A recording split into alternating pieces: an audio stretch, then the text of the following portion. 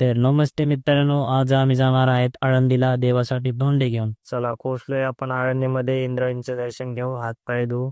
बघा सावी तुमच्या सगळ्यांना हाय करते. मग आईने आणि विश्रांतीने केली इंद्रायणीची पूजा. सावीला पण पाय धुवून घेतले.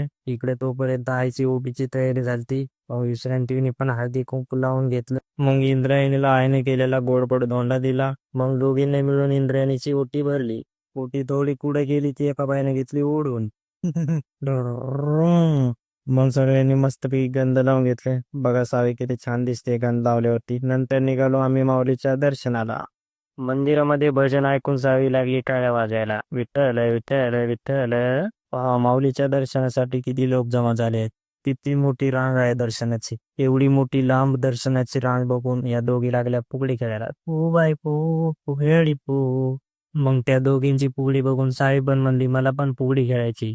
तर चला आपला मिनी ब्लॉग इथं समाप्त करूया. भेटूया पुढच्या ब्लॉग मध्ये. धन्यवाद.